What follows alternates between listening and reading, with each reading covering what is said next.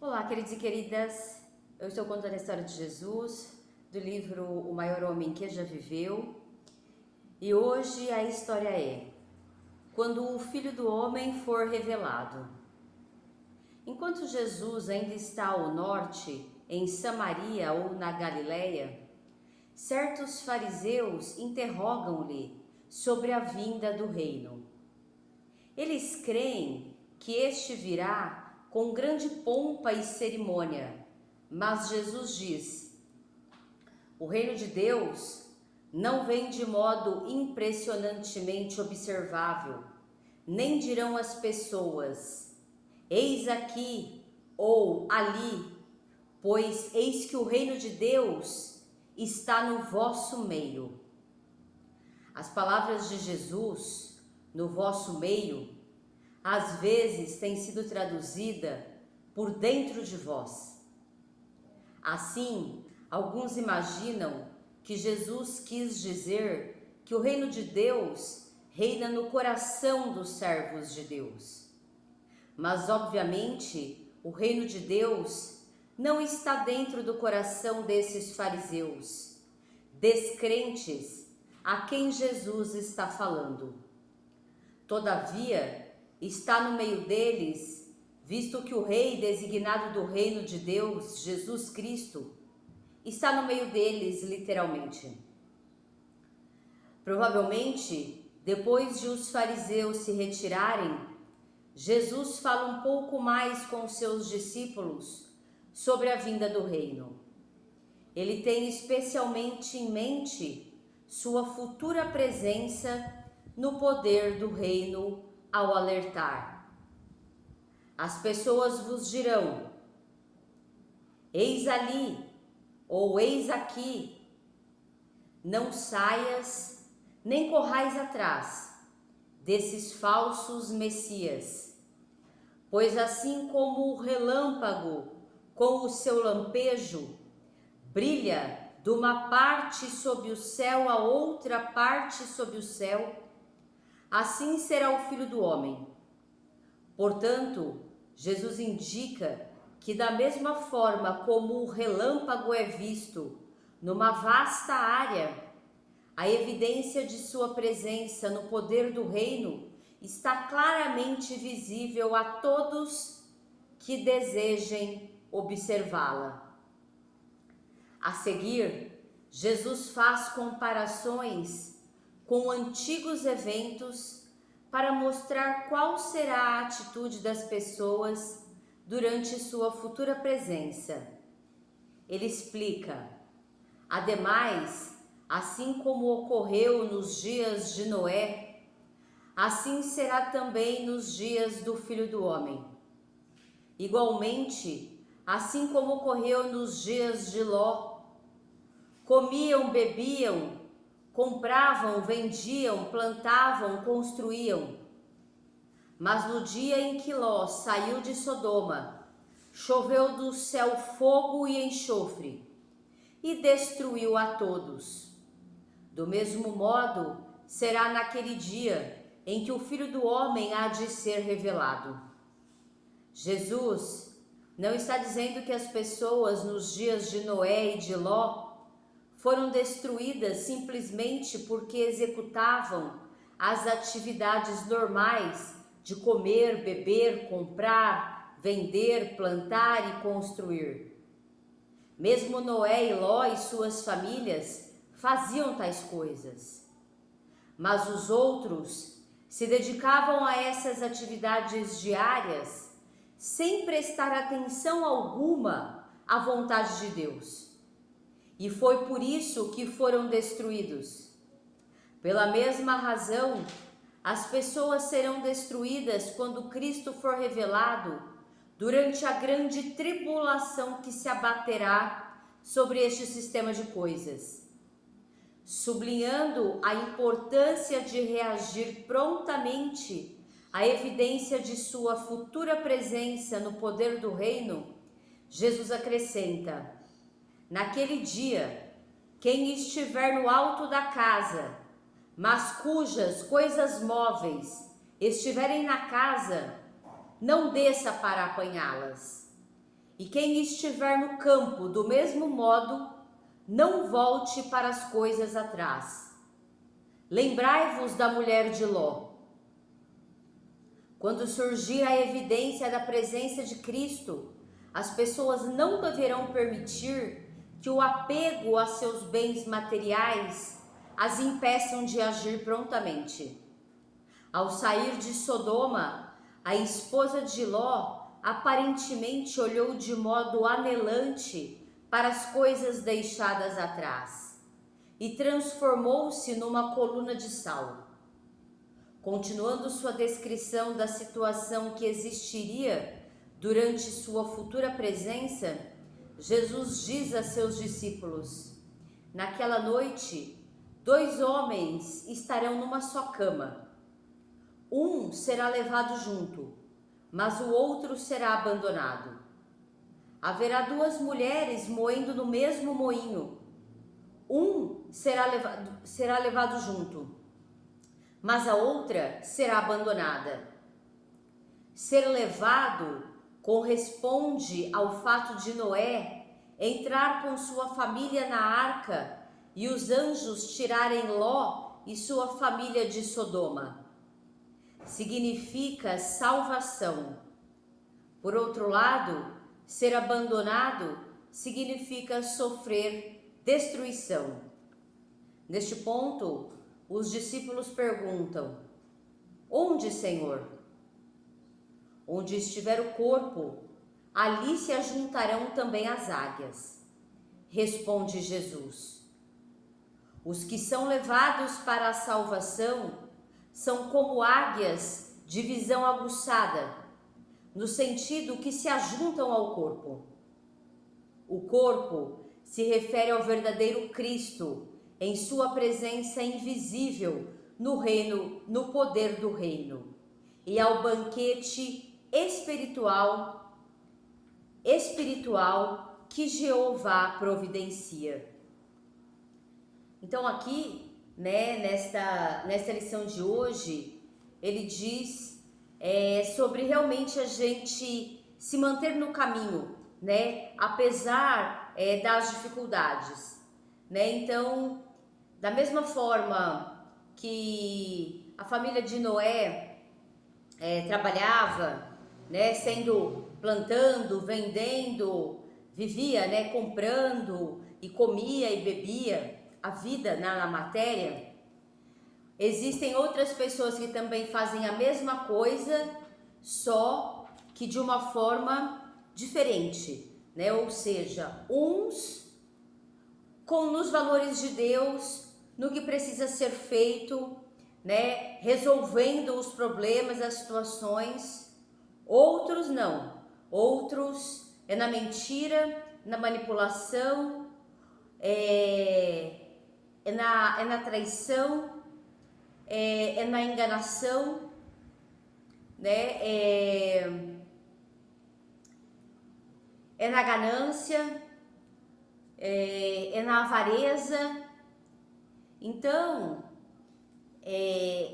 esta é a grande diferença, Então, Jesus fala que não é só você orar, ficar sem fazer nada, não viver a vida na matéria, não existe isso, E da mesma forma, não existe também não existe, não no sentido de não existir literalmente, mas da mesma forma, também não é você pegar e sem valores nenhum, você adquirir os bens materiais e comer e beber só para os prazeres, e aquilo não ter uma finalidade, não ter um valor, não ter um direcionamento na vida, um objetivo realmente nobre, um objetivo realmente justo, um objetivo realmente grandioso, E o grandioso aqui nós não estamos falando de ganância, nós estamos falando de ambição, Pessoas que têm ambição são pessoas que querem se melhorar, que querem crescer sim financeiramente, que querem crescer sim profissionalmente como pessoa, nos seus relacionamentos, querem ter bons relacionamentos e não ficar nem de capacho, nem esperando a validação do outro, nem esperando o reconhecimento do outro, nem esperando o afeto, nem esperando ser amado, né? Que é buscar o afeto. Então, a partir do momento que a gente está esperando esse tipo de coisa, para se colocar, para se posicionar, para realizar o que a gente veio realizar, né? No nosso trabalho, na nossa família, né? Na nossa vida, né? A gente está no caminho para a destruição, né? Porque é um castelo construído na areia, né? Então, a partir da ganância, né? A partir aí desses lugares que não é sob os princípios, né? Do universo de Deus, né? Então, que a gente realmente foque, né? Em nós mesmos. Isso não é egoísmo, né? Isso não é egoísmo, né? A gente focar em nós mesmos e seguir os nossos objetivos com princípios e valores. Vão ter pessoas, e muitas, né? Inclusive aquelas que você ama, que te amam, que vão te criticar, né? Que vão te invalidar, que vão zombar de você, né?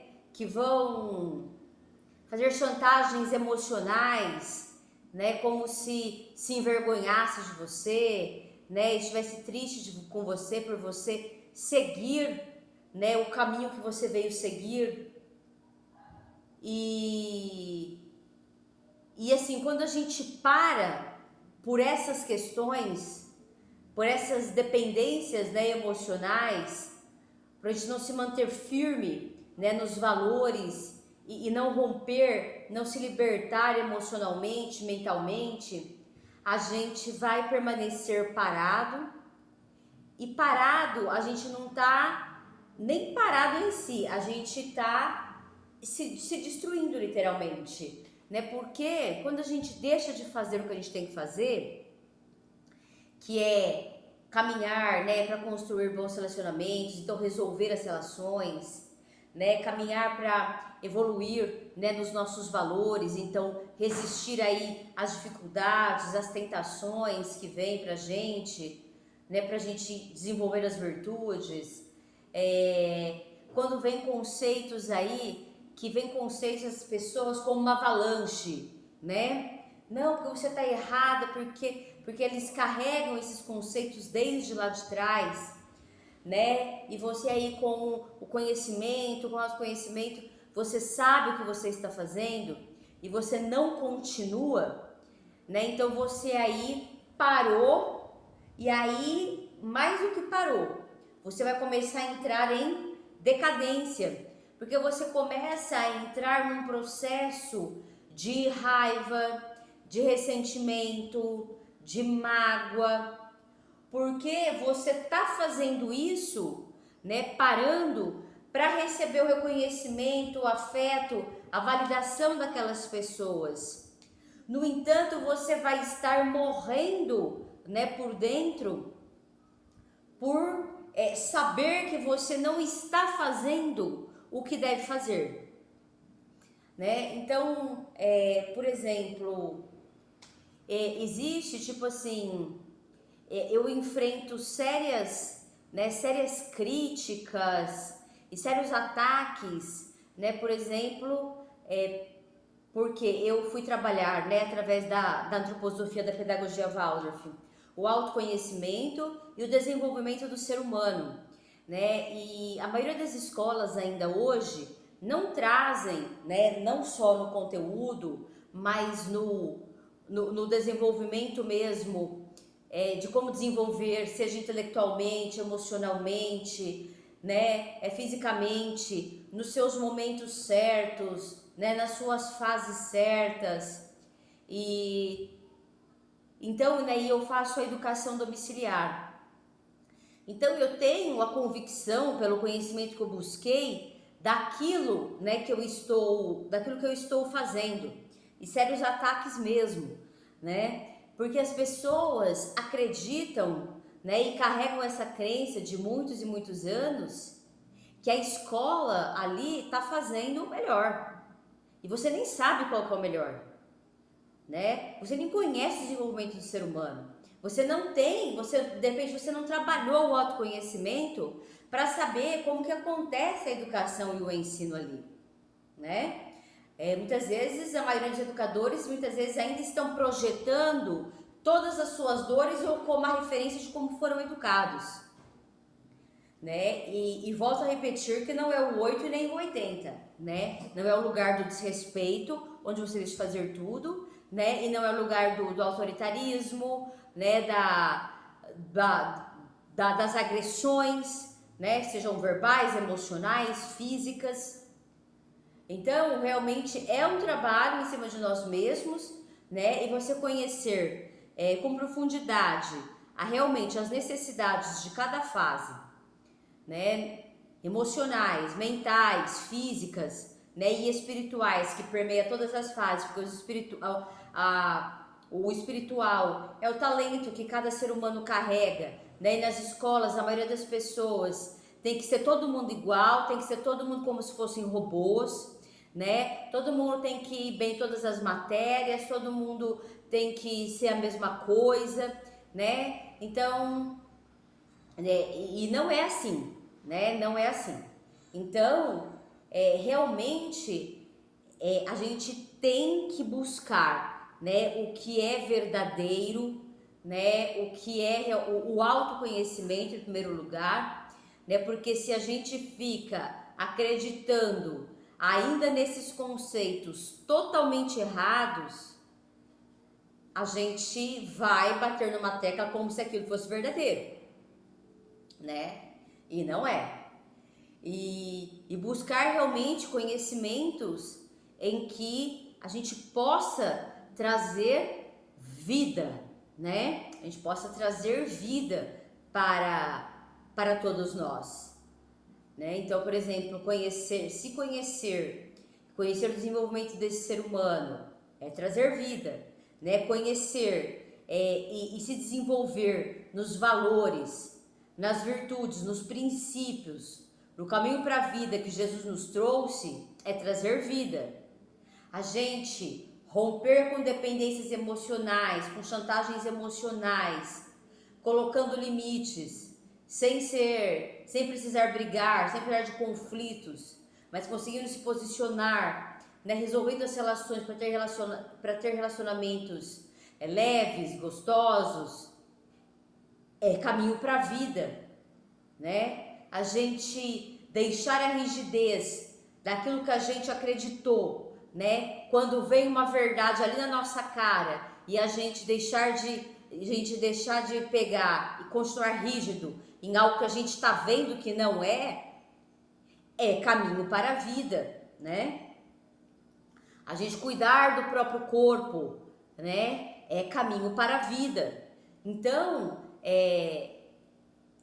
isto é vida, isto é o que Jesus veio nos trazer, né? E independente de tudo que você faça, né? Vamos supor, eu cuido do meu corpo, mas e aí? É simplesmente pela vaidade, né? Ou eu cuido do meu corpo porque eu quero estar bem, eu quero ter saúde, eu quero também me olhar e também me gostar, né?